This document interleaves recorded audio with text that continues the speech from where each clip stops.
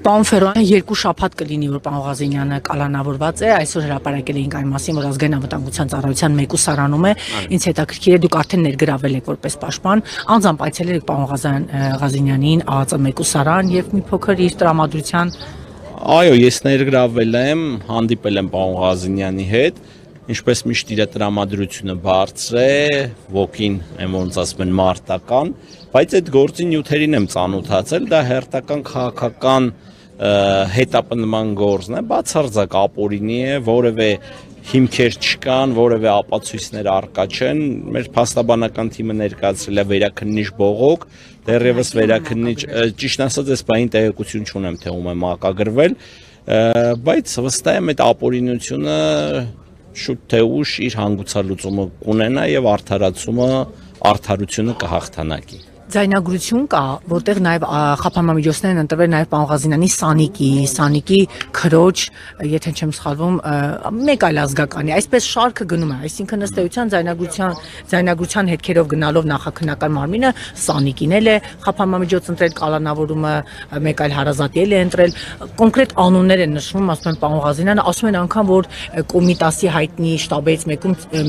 միջադեպել է եղել, իրավապահները դա էլ են արձանագրել, այդ մասին ինչ տեղեկություն։ Այդ ձայնագրությունների մասով ես տեղյակ եմ, որ փաստաբանական թիմերը մենակ այդ գործով, չէ, բազմաթիվ նմանատիպ գործերով ծավալուն միջնորդություններ են ներկայացրել, իրականացնել փորձաքննություններ, պարզել։ Այդ ձայնագրությունները մոնտաժված են, թե մոնտաժված չեն։ Այդ ձայնագրություններում խոսացող անձի ձայնային հատկանիշները համապատասխանում է տվյալ անձին, թե ոչ, եւ երկրորդ ի վերջո AI-ով այսօր ցանկացած անձի վերաբերյալ կարան ձայնագրություն սարքեն եւ տեղադրեն համացանցում։ Այս գործողություններն առանց անելու խոսել այդ ձայնագրությունների իրավաչափության մասին եւ դրա հիման վրա մարդ տանել կալանավորել մեղմ ասած իրավաչափ չէ եւ չի բխում մեր օրենսդրական պահանջներից, իսկ այդ միջնորդությունները վարույթն իրականացնող մարմինները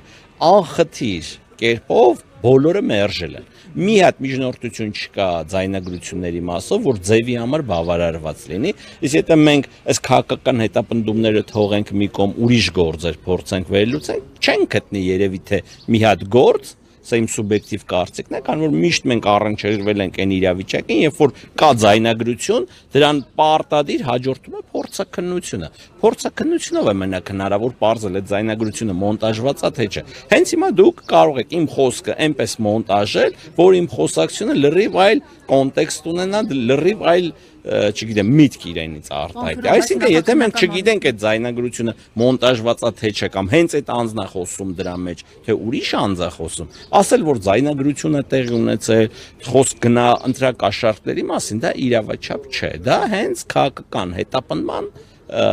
դրսևորման առանձնահատուկ ձևերից է, որ մարդկանց մոտ թյուր կարծիք ձևավորեն, թե իբր տեսեք հանցագործներ ենք բռնել կամ տեսեք այս մարտի հանցանքը ձայնագրությունով է ապացուցվում կամ հիմնավորվում։ Մի խոսքով այդ գործը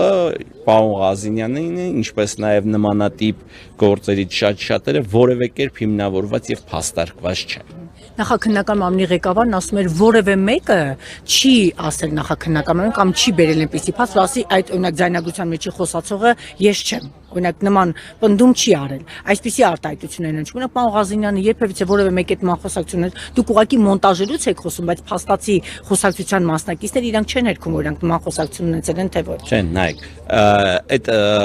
ես տեղյակ չեմ, թե ով նման հայտարարությամբ է հանդես եկել, բայց ես բազմաթիվ դեպքեր գիտեմ, որ անձին պահանջել են իրականացնել փորձաքննություն։ Փաստաբանները միջնորդել են, իսկ փաստաբանի դիրքորոշումը բխում է իր վստահորդի դիրքորոշումից։ Դա նշանակում է այն հանգամանքի մասին, վկայում է այն հանգամանքի մասին, որ այդ մարդիկ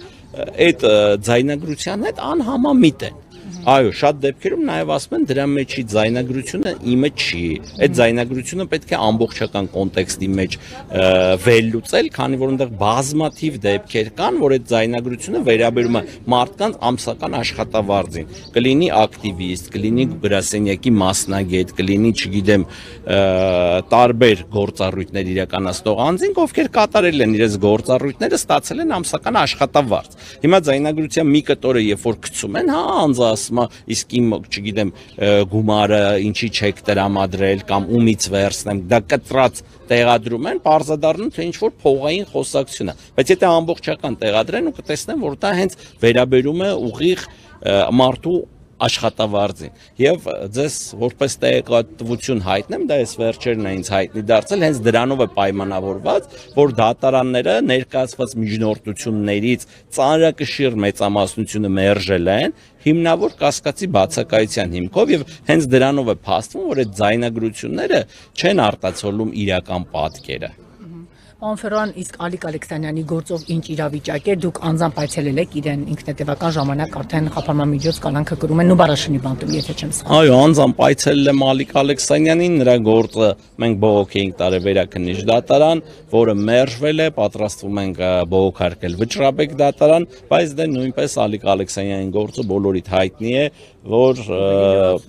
իրա վրա դրել են փողերի լվացում ու տարատեսակ ինչ որ այլ հանցավոր դրսևորումներ, դա նույնպես ապօրինի է եւ հենց այդ գործի շրջանակներում եւս բազմաթիվ անձանց վերաբերյալ ներկայացված միջնորդությունները մերժվել են հենց հիմնավոր կասկածի բացակայությամբ։ Ալիկ Ալեքսանյանը եւս քաղաքական հետապնդման զոհերից մեկն է, այսպես ասած։ Կալանավայրի պայմաններին համակերպվել է, պարոն Ֆերոյան, որ խոսում եք իրեն։ Դե Ալիկ Ալեքսանյանը շատ կամային բարձր հատկանիշներ ունեցող անձնավորություն է, նա ցանկացած պայմանների էլ կարող է համակերպվել, դե բոլորիս հայտնի է, բանտային պայմանները այնպես գովելի չեն, բոլորիս էլ հայտնի է, որ բավականին վատ պայմաններ են, դե բանտում չենք կարող ասել Սոչի սանատորիա է, բայց ինքը բոլոր պայմաններին էլ համակերպվել է եւ ամեն ինչ նորմալ է այդ մասով։ Իսկ մի բան հարցնեմ, եթե գաղտնիք չէ ԱԱԾ մեկուսանում պարոն Ղազինյանը ում հետ է կրում կալանքը։ Գիտեմ, որ մեկ անց կա հետը, բայց անուն ազգանունը չգիտեմ, տենց ինչ որ հայտնի կամ համենայն դեպս ինձ հայտնի կամ հետաքրքրություն ներկայացնող անց չէ։